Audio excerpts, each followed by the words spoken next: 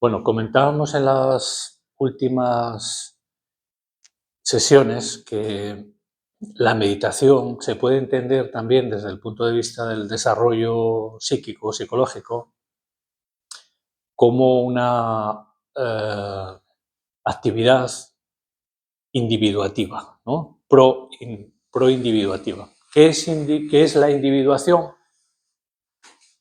La individuación,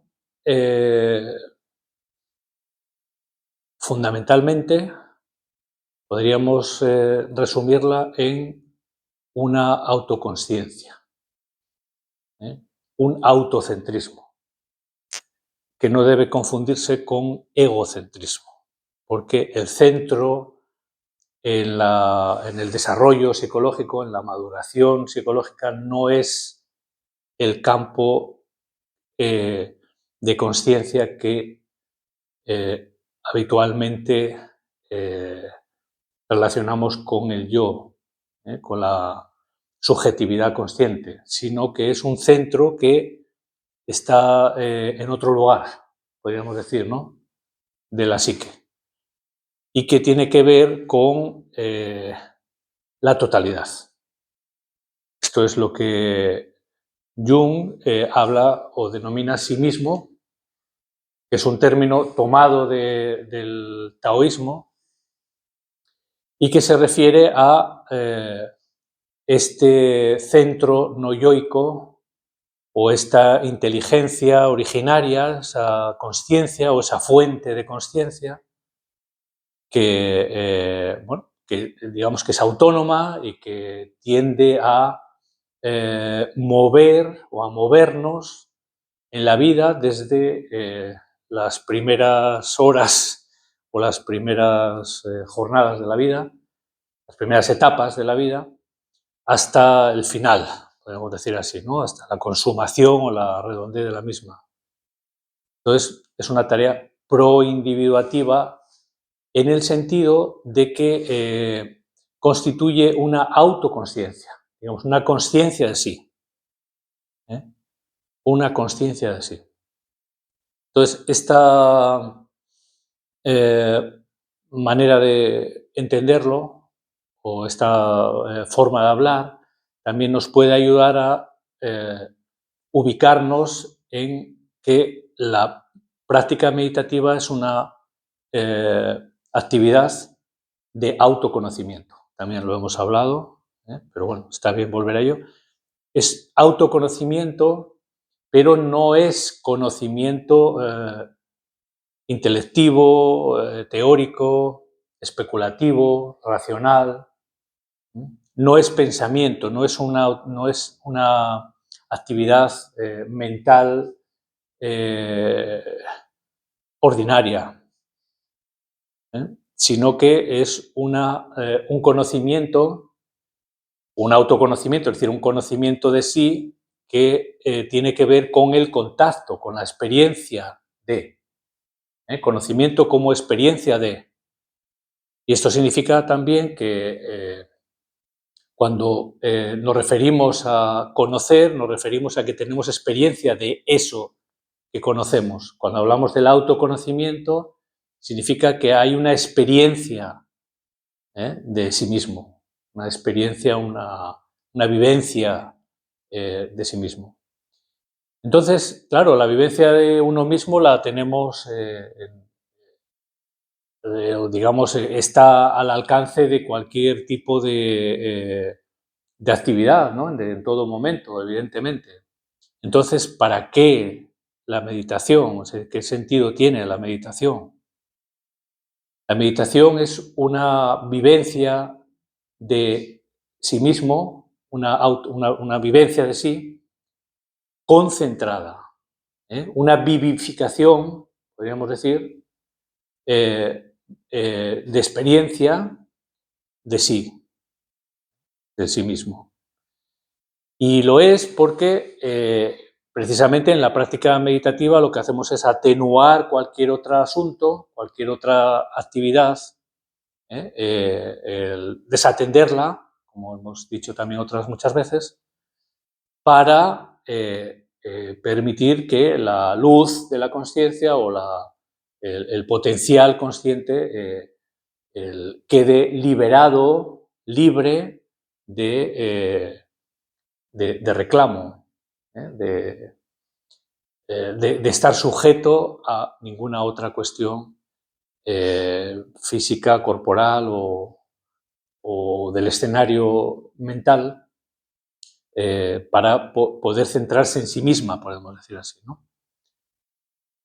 También hay que tener muy en cuenta que la consciencia, el potencial de consciencia que tenemos, esa capacidad para darnos cuenta de nosotros mismos y también de todo lo demás, del momento y de la circunstancia en la que nos encontremos, arranca de una fuente no consciente. Esto es muy importante tenerlo en cuenta.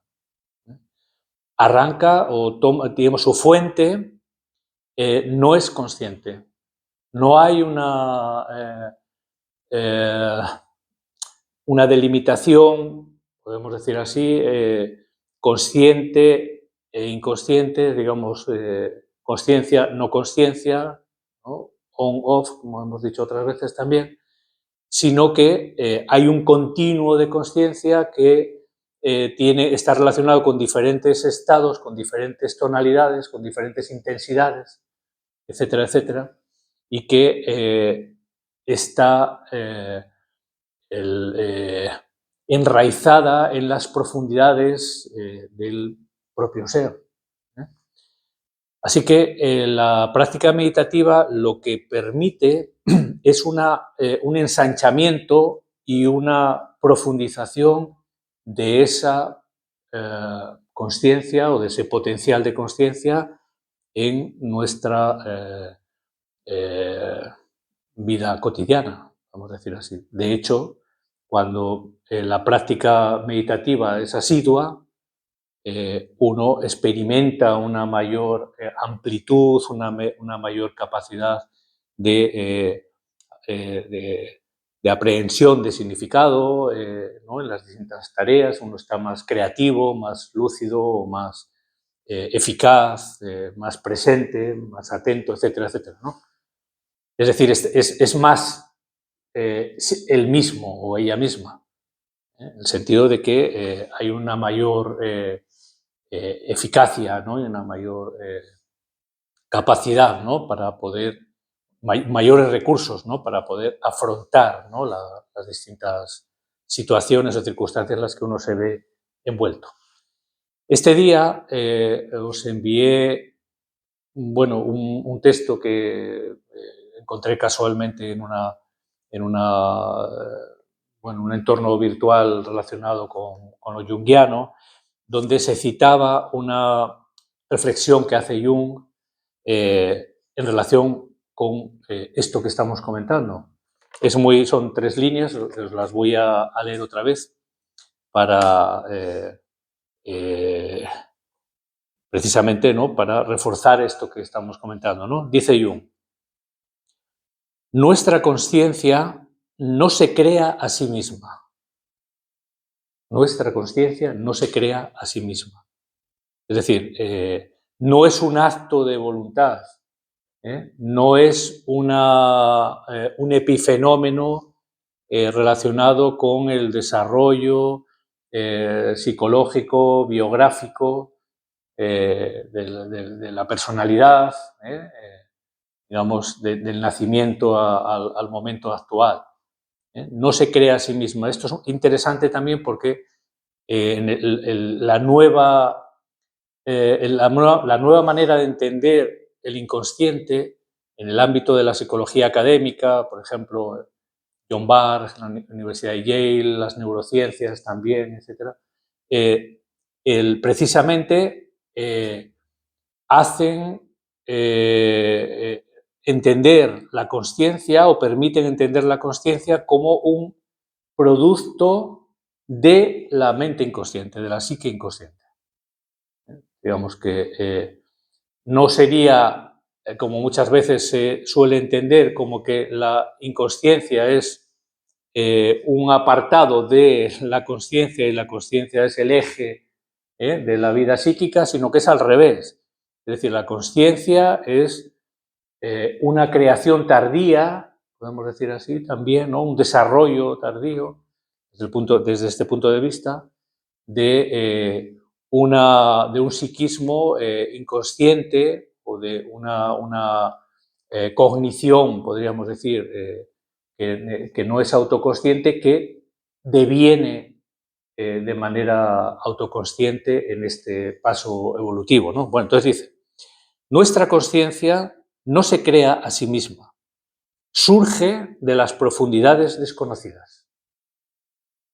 En la infancia se despierta gradualmente y a lo largo de la vida se despierta cada mañana de las profundidades del sueño, es decir, de una condición inconsciente.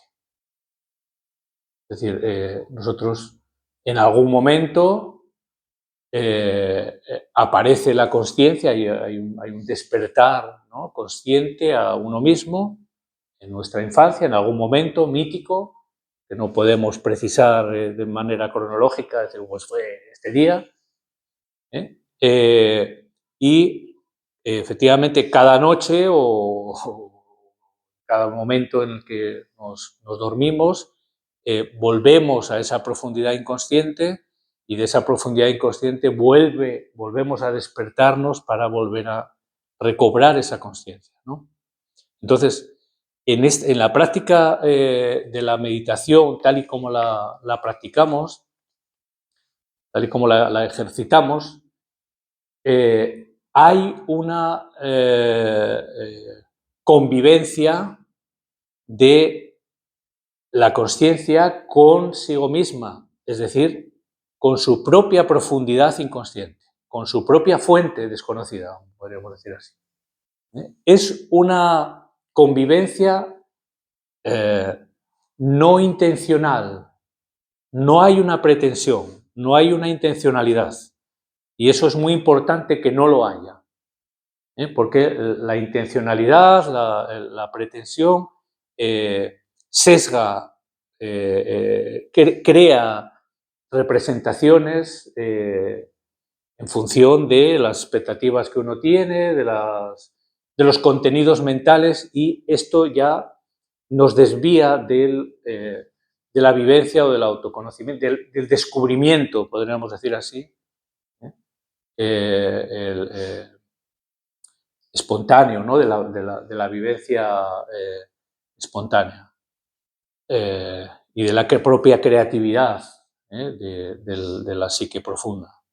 Así que, en realidad, mientras uno está ahí respirando, quieto, centrado en mantenerse ecuánime y en no irse o dejarse cautivar o seducir por pensamientos, emociones, por ideas, etc. Mientras uno está haciendo eso, está de alguna manera en un espacio y en un tiempo, o en un no tiempo, podríamos decir también, ¿no?, pero bueno, en un espacio y en un tiempo de interrelación con la propia profundidad. Es decir, uno está siendo él mismo, está siendo sí mismo en esa práctica. Por eso insisto en que se puede considerar o podemos entender la meditación como una actividad proindividuativa que favorece, que permite, que de hecho en sí misma es un ejercicio de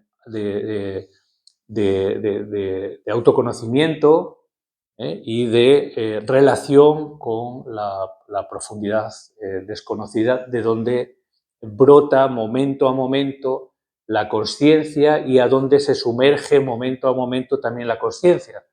Porque vemos, y esto se experimenta muy claramente en el ejercicio meditativo, que Hay momentos en los que estamos más conscientes, la conciencia se pierde por momentos, vuelve, es como un oleaje, ¿no? Como un movimiento análogo al oleaje, ¿no? en el mar. Es algo que va y no es algo constante, no hay una continuidad. Igual que la atención, cuando prestamos atención a algo, esto no es constante, ¿no? Viene, va, a veces se incrementa, otras veces se decrementa, etcétera, ¿no? Así que esta es la tremenda valía, la tremenda utilidad también, ¿no? Que tiene esta estrategia, esta actitud meditativa en relación con el incremento del potencial que tenemos para ser nosotros mismos, ¿no? En este sentido, también hay, por ejemplo, en la tradición del budismo zen, en la escuela Soto, digamos, la corriente o el enfoque del Soto Zen, considera que la propia práctica meditativa, la propia postura y el propio zazen, la propia práctica, en sí misma es la iluminación. Así lo entiende el Soto Zen. Es decir, es la propia práctica, la propia postura, el propio ejercicio meditativo, el propio silencio y el propio ensimismamiento, ¿no? Meditativo, que es la propia iluminación, ¿no? A mi modo de ver, es justamente una manera de expresar en el lenguaje del Zen lo que estoy tratando de decir hoy, que hay esa experiencia y esa relación, esa comunicación entre la consciencia tal y como, digamos, aparece y desaparece momento a momento con su propia fuente, es decir, con su propia profundidad. Esto permite un incremento del autoconocimiento, porque implica un aumento de la experiencia del contacto que uno tiene consigo mismo, exclusivamente consigo mismo. Es decir, uno puede, por ejemplo, pues no sé, tener una convivencia, imaginaros, estamos en un albergue de 800 personas. Y entonces estamos en convivencia todos con los compañeros, los monitores y no sé cuánto. Y eso es una experiencia de convivencia que implica un conocimiento ¿no? De unos con otros, ¿no? Y ahora vamos a contrastar esto con una experiencia en un albergue donde estamos solamente tú y yo, quien sea ese tú y yo, durante ese mismo tiempo. Ahí, digamos, el conocimiento mutuo, la experiencia de conocimiento es mucho más intensa, mucho más profunda, mucho más completa, podemos decir así, que cuando está diversificada.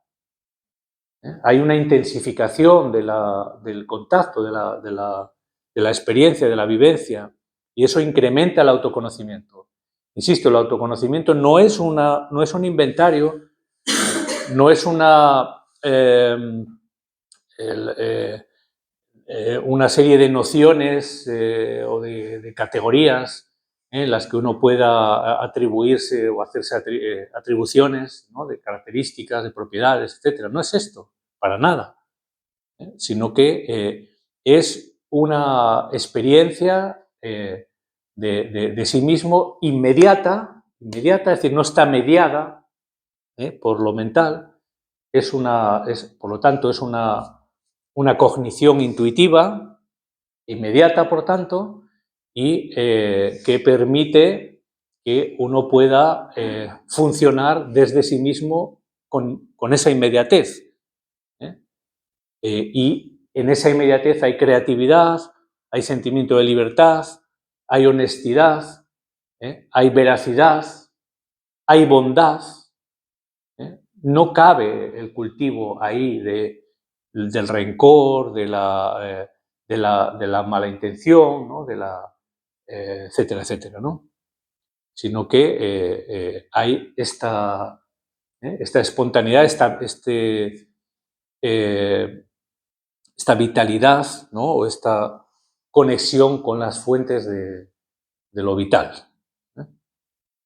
Así que, bueno, podemos dejarlo ahí.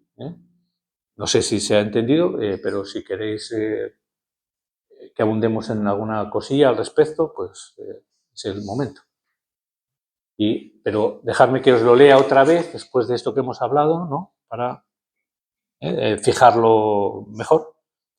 Dice Jung, nuestra consciencia no se crea a sí misma, surge de profundidades desconocidas. En la infancia se despierta gradualmente y a lo largo de la vida se despierta cada mañana de las profundidades del sueño, de una condición inconsciente.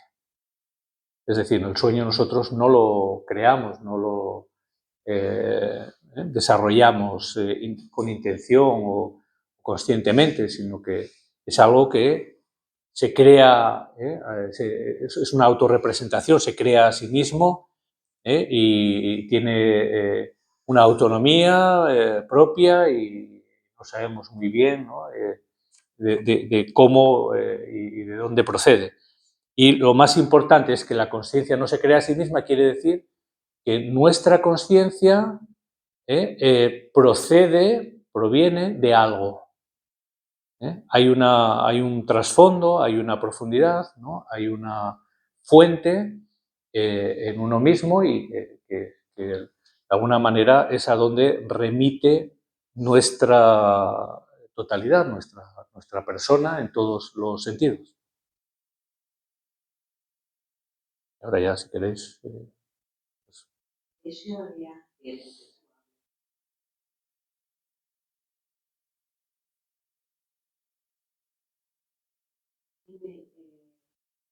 lo verifica uno mismo en su cuerpo. A ver, no es necesariamente una tranquilidad. Puede ser una tranquilidad, pero no necesariamente. Lo verificas el cuerpo participa, si eso es lo que participa, el cuerpo, somos cuerpo, cuerpo-mente, o digamos todos los cuerpos que uno pueda concebir o entender, ¿no? Como una manera también de decir, somos una unidad, digamos, ¿no? No hay cuerpo y mente, sino que es una totalidad, una misma cosa, ¿no? Pero bueno, para entendernos decimos cuerpo físico, cuerpo mental, cuerpo no sé qué, ¿no? Entonces, la consciencia de tu cuerpo fluctúa como ese oleaje que he puesto como una metáfora, ¿no? Fluctúa, es decir, hay momentos en que no eres consciente de tu cuerpo. Y incluso en la propia meditación hay momentos donde el cuerpo desaparece y la mente desaparece. Es decir, en la práctica meditativa hay distintos estados de consciencia, en los que puede haber momentos de mayor consciencia de la corporalidad, momentos en que la consciencia de la corporalidad desaparece, no tienes cuerpo. Lo mismo de lo mental, etcétera, etcétera. Entonces, la cuestión es no agarrarse a nada. Esta es poco, si queremos decir así, la clave, es al menos como manera de profundizar, de ensimismarse, de ahondar, ¿no? Es no agarrarse a nada, todo lo que suponga una invitación a quedar sujeto, ¿no? A quedar atrapado, ¿no? En una figuración, una ideación, etcétera. Esto es soltarse.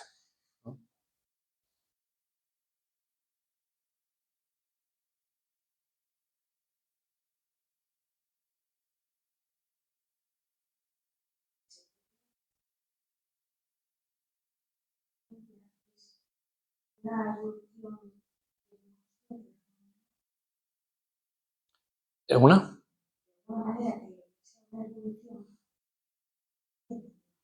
Se podría decir, pero con eso tampoco decimos nada, porque primero que la consciencia es una cosa enigmática, no sabemos, ¿no? Lo que sí sabemos o podemos deducir e inferir es que no se crea a sí misma, ¿no? Es decir, que nos topamos con que estamos conscientes o no lo estamos, ¿no? Que somos conscientes o no lo somos, ¿no? Y que detrás del estado consciente hay, digamos, hay una profundidad desconocida que no es consciente, ¿eh? Entonces, parece que la consciencia brota de ahí. Si podemos entenderlo eso como una evolución de lo inconsciente, puede ser una manera de decirlo, pero tampoco nos explica nada. Claro, desde el punto de vista de las neurociencias, la hipótesis actual es que la consciencia, digamos, los mecanismos, los sistemas neurológicos o neurofisiológicos conscientes o capaces de conciencia, parece que proceden de sistemas más arcaicos o más antiguos que son inconscientes, ¿no? Entonces, como que es una evolución cerebral desde sistemas inconscientes hacia un sistema o unos sistemas que producen consciencia, pero son teorías, ¿no? O sea, desde el punto de vista de la vivencia, o sea, de lo experimentable, de lo psicológico, de lo psíquico, ¿no? Como queráis llamarlo, desde el punto de vista de la vivencia, lo que podemos encontrarnos es con esto, con que la consciencia va y viene, aparece y desaparece. Y el asunto es que esta consciencia que aparece y desaparece, que tengamos un mayor contacto con ello, una mayor intimidad, que intimemos más con esto para conocernos mejor, es decir, para tener un contacto mayor y mejor, más profundo con nosotros mismos para poder accionar o vivir, ¿no? y responder desde esa mismidad, desde ese ser más uno mismo.